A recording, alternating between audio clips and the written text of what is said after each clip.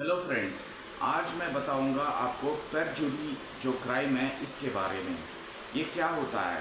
परजुरी का मतलब है झूठा गवाही देना कोर्ट में, झूठा कंप्लेंट देना, झूठा एविडेंस देना, झूठा हलफनामा या फिर झूठा शपथ पत्र प्रोड्यूस करना कोर्ट में। इसको परजुरी क्राइम में डिफाइन करा गया। पहले ये था 340 एंड 195 CRPC में डिफाइन करा गया। अब ये हो चुका है 219 and 379 and 215 BNS, that is भारतीय न्याय संहिता में हो चुका है। इसका जो 195 में जो प्रोसीजर है, ये इसका डेफिनेशन मैं आपको बताऊंगा। इसका जो मेन टाइटल है prosecution for contempt of lawful authority of public servants for offenses against public justice and for offenses relating to documents given in evidence, right? यही डेफिनेशन अभी कैरी फॉरवर्ड हुआ BNSS में, जो फिर से बताऊंगा। 395 CRPC read with 195 CRPC has now become 379 read with 215 BNSS, right? अब इसका जो पनिशमेंट है ये जाके आपको 193 IPC में मिलेगा। इसका सज़ा कितना है? इसका कम से कम 7 साल का सज़ा है, राइट? अब ये किस परिस्थितियों में आपके ऊपर आएगा ये इल्ज़ाम?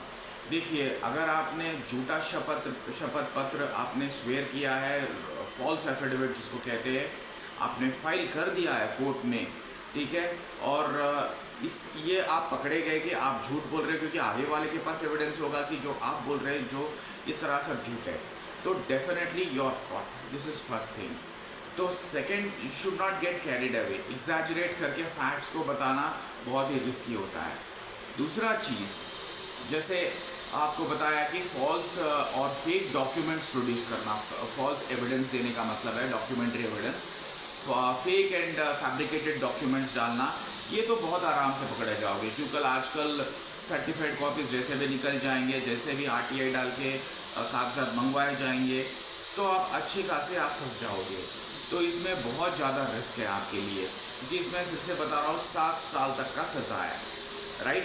अगर जब ये केस आप मान के चलिए कि कोई सिविल कोर्ट में ये काम करेंगे, ऐसा झूठा गवाही शपथ पत्र देंगे और झूठा एविडेंस प्रोड्यूस करेंगे, फेक डॉक्यूमेंट फाइल कर देंगे, तब वो कोर्ट ऑफिसर का ये जो जज साहब है, उनको जैसे भी उनका नज़र में जाएगा, जैसे भी आगे वाला पिटिशन डालेगा, एक परजुरी पिटिशन रेड विथ, जैसे मैं आपको बताया 340 red and red with 340 red with 195, again red with 193 IPC, ये जैसे भी डालेगा इमीडिएट आपके ऊपर कार्रवाई होगी। वो जज साहब जो कंसर्न मैजिस्ट्रेट है, फर्स्ट क्लास मैजिस्ट्रेट है, उनको लिखेंगे कि इनके ऊपर कार्रवाई करो। जैसे भी आप वहाँ पे जाओगे तो आपके ऊपर ये केस चलेगा, ट्रायल होगा और आपको सज़ा सुनाई जाएगी। अगर मान के चलो यही चीज़ आपने हायर अथॉरिटीज़ में करा, हाई कोर्ट्स में या कॉन्स्टिट्यूशनल कोर्ट्स में आपने सेम क्राइम कमिट किया जैसा आपने हाई कोर्ट में करा या फिर सुप्रीम कोर्ट में किया, बहुत बार हो चुका है। I have more than 10 to 15 judgments जो बहुत सारे लोगों को सज़ा हो चुकी है। इसमें कॉन्स्टिट्यूशन जजमेंट है कॉन्स्टिट्यूशन बेंच का, इकबाल सिंह मारवा वर्सेस मीनाक्षी मारवा करके। इसमें ऑनरेबल सुप्रीम कोर्ट ने काफ़ी सारे गाइडलाइंस इशू करे हैं, काफ़ी सारे क्वेश्चन ऑफ लॉ खड़े करे हैं। तो ये सारे जितने भी है, एक और मामला है Jasbir Singh versus state of Punjab and Bandekar brothers का एक जजमेंट है, MC मेहता का एक जजमेंट है। सेम केस में शरद पवार वर्सेस जगमोहन दालमिया का भी एक और ऑर्डर है, but that is not binding because that was based on facts and circumstances of that particular case. बाकी सारे जजमेंट से ये सारे बाइंडिंग रहेंगे, ठीक है।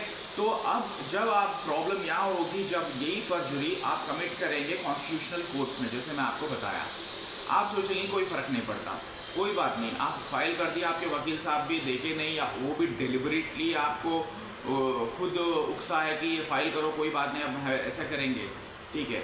जैसे भी लॉर्डशिप के नोटिस में आएगा, जज साहब के नोटिस में आएगा, जैसे भी आगे वाला परजुरी पिटिशन डालेगा, तो जैसे भी जज साहब को पता चलनी है कि कौन कौन अपराधी है, इसमें क्लाइंट है या एडवोकेट है या दोनों भी है, तो आप दोनों के खिलाफ कार्रवाई होना तय है। और इसमें कंसर्न जो क्रिमिनल कोर्ट के मैजिस्ट्रेट है उस एरिया के, उनको भेजा जाएगा। पहला ये कॉन्स्टिट्यूशनल कोर्ट जो भी हाई कोर्ट है या सुप्रीम कोर्ट एक कोर्ट ऑफिसर को अपॉइंट करेगी, या रजिस्ट्रार जनरल नॉर्मली होता है इसमें। रजिस्ट्रार जनरल या रजिस्ट्रार साहब जुडिशियल जो होते हैं ये एक लेटर लगाते हैं कि इनके ऊपर कार्रवाई हो जाए या ऐसे ऐसे काम करे। ये पूरा मामला लोअर कोर्ट में, ट्रायल कोर्ट में, क्रिमिनल कोर्ट में ट्रायल होगा, आपको सज़ा होगी। बस इसके अलावा एक और चीज़ है, जब आप ये परजुरी कॉन्स्टिट्यूशनल कोर्ट में करते हैं, इसको क्रिमिनल कंटेम्प्ट के दायरे में लेके आया गया। ये ऑनरेबल सुप्रीम कोर्ट ने काफ़ी सारे जजमेंट्स दिया है इसके ऊपर, और इसमें आपको एडिशनल एक तोहफा मिलेगा। वो क्या तोहफा है? 6 महीने की जेल की सज़ा वो स्पॉट पे हो जाती है, ऑन द स्पॉट, क्योंकि कॉन्स्टिट्यूशनल कोर्ट के पास पूरे पावर्स होते हैं।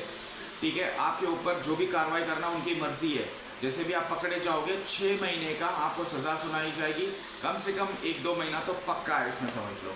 इसके अलावा आपको 2000 रुपये का जुर्माना भी डाला जाएगा, और इसका कोई अपील नहीं होगा। अगर इसका कोई अपील होगा, अगर हाई कोर्ट में ये कार्रवाई सुनाई दी, इसका एक ही अपील है, वो भी आपका राइट नहीं है, that is the discretion of the honourable supreme court, क्योंकि SLP is not a right. सिर्फ स्पेशल लीव पिटिशन, विशेष अनुमति याचिका के थ्रू आप अप्रोच कर सकते हो सुप्रीम कोर्ट में, बट चांसेस बहुत कम है, क्योंकि क्रिमिनल कंटेम्प्ट को ऑनरेबल सुप्रीम कोर्ट ये जो परजुरी है इसको बहुत सीरियसली ले रही है। बहुत बार ऑनरेबल सुप्रीम कोर्ट ने कह चुका है कि ये जो जुडिशियरी है, this is treated as a temple of justice, एक मंदिर है जहाँ पे न्याय लोगों को दिया जाता है। बहुत सारे एग्रीव्ड पार्टीज है across the country who are struggling and dying to get justice for decades, not years, decades. So बहुत सारे दशकों से 20-30-40 साल से वो पड़े हैं ताकि हमें इंसाफ मिले।